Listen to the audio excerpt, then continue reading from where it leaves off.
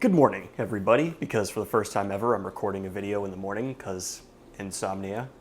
So, I've been wanting to review comic books on my channel for a while, but the problem is, one, I haven't really proved I've read many comic books, and anytime as a YouTuber you try to review something new or show something new, there's kind of a backlash when you first get into it, because people are like, stick to what you know, how dare you claim to know these things, even though you don't know my life and what I'm into, outside of what I've made videos about. So I see where it comes from. But what I'd like to do here is talk about a few different comic books for a couple different reasons, and just give my general thoughts and overviews on them so I can, one, prove that I have read many comics in my life, and two, just give you a general idea of my taste in comic books so we can see whether or not we line up. Now, to get this out of the way, because it's like the elephant in the room anytime anyone talks about comics, there's the whole Marvel versus DC debate. I personally prefer Marvel, though I'm not going to say DC is bad. In fact, I think DC is better than Marvel in a few ways, but in terms of just general appeal, I tend to stick with Marvel. I think it's insane that some people think they are just Team Marvel, just Team DC, when there's such a history and backstory to both companies and franchises and stories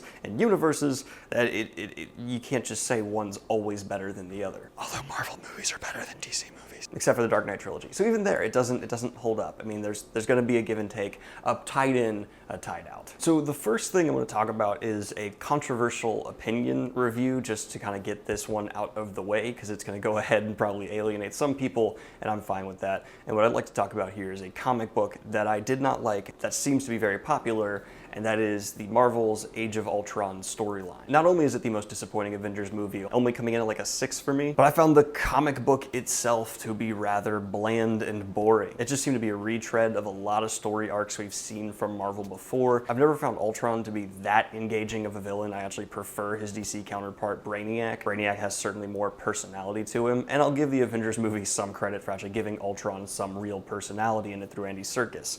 I've never not liked anything Andy Serkis has done. The post-apocalyptic vibe that kind of permeated the Age of Ultron comic was neat, but I just think the overall story and progression did not live up to that established theme and tone. I don't know, I was just kind of disappointed by the substance that was there. I think this one's more popular just because it is a drastic turnaround, having this post-apocalyptic landscape and all these heroes dead. Every time any comic book does this and kills off big players, I'm gonna bring them off later, there's always the people who like forget that was done last year as well, and it's not anything new or controversial, and these characters will be back. And I think that's largely why Age of Ultron was liked so much. Next up, I'm going to talk about my love of comic book artwork, and one story that stands out in particular for me.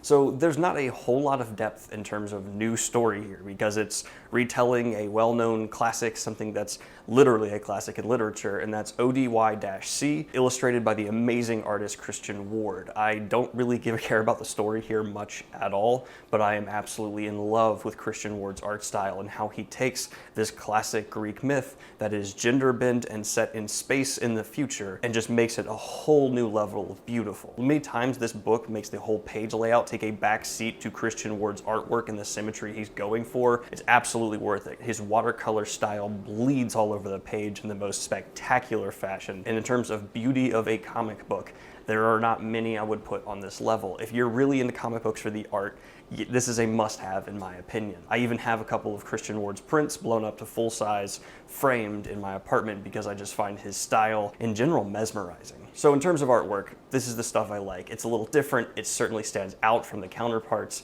and we've seen the typical comic book art style done to death to this point. So anything that kind of gives me this new look is gonna go ahead and pique my interest, at least for that. Next, I'm gonna go with my current favorite popular comic. So something that everyone knows about, but is just a personal favorite of mine, and that's going to be the recent Hawkeye release from Marvel. The standout being LA Woman and Little Hits, I think, are the two best, and I absolutely adore this. Hawkeye's been a favorite of mine from Marvel. I really kind of like the non-powered superheroes, and seeing him go through this Jason Bourne type mission was fascinating. Plus, any comic book that has a dog sidekick, automatic bonus points because I'm shallow and easy to appease. The artwork was also different enough to make it kind of interesting in that way as well. Not spectacular, but neat, and the odd symmetry that's on the page in a lot of the panels is wonderful as well. The story was engaging, while not wholly original, and it's not like we've never seen anything like it before. It was just fun, and it's not the deepest thing ever, but there's a lot of character and personality here. And in terms of comic books, that can occasionally be kind of rare,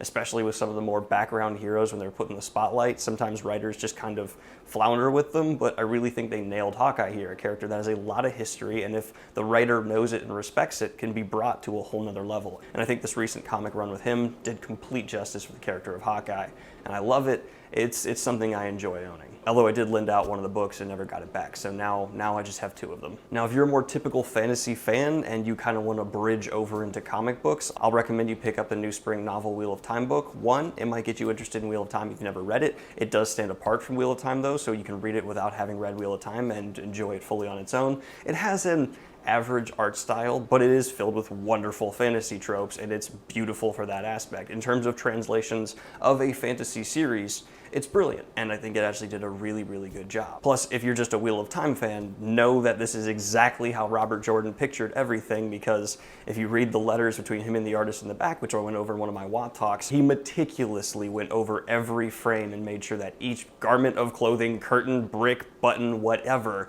exactly matched what it should for each character. So for that recommendation, I actually highly recommend the new spring novel, graphic novel. Now for the final pick I'm gonna put up, and that's going to be my must-have for any comic book fan of the modern era. So what comic book do I think did the most to shape and direct general comic book trends? And that's going to be Marvel's first Civil War. If you buy the omnibus of it, which is pretty expensive, you will not be disappointed. It's one of the most sprawling and grand, ambitious plot lines Marvel's ever put to page. And it's on the same level of changing comic book history, in my opinion, as the death of Gwen Stacy. Yes, heroes had fought before this, but never in such a thought-out, plotted way. It was universe-wide, it was colossal, and the ramifications are still being felt within Marvel. I don't hate Civil War 2 as much as a lot of people do. I think it's all right, and I've actually really enjoyed some of Marvel's recent reboots. I'm not entirely against them, and I think the characters need to be given more time to really grow. I especially don't hate Ironheart the way a lot of people do, and I love Miles Morales, though that's not a controversial opinion. So if you're interested in modern comic book trends and you want an introduction, what I think will let you kind of enter the modern comic book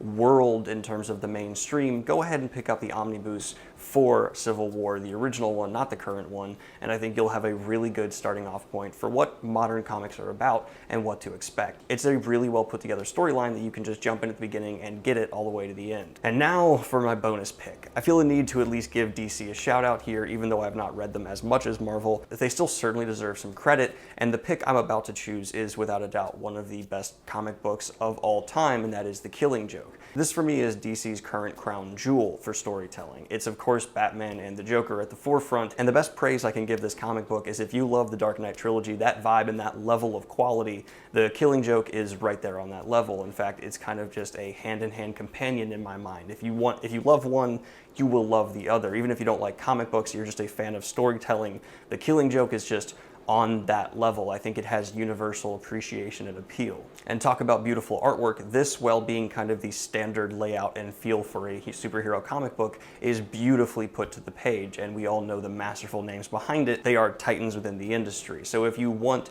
to enter the DC world, I recommend picking up this standalone story, The Killing Joke. It is one of the best Batman stories ever told, if not the best. I'm a little nervous about the comment section here because comic books tend to be very polarizing. Yes, the fantasy online community tends to be a little bit toxic, but boy oh boy, the online comic book community can be on a whole nother level. A few other names I just want to throw out there as just some of my favorites. I really do love Captain Marvel's current run and how they're addressing things like PTSD and the stresses of actually living the lifestyle she does.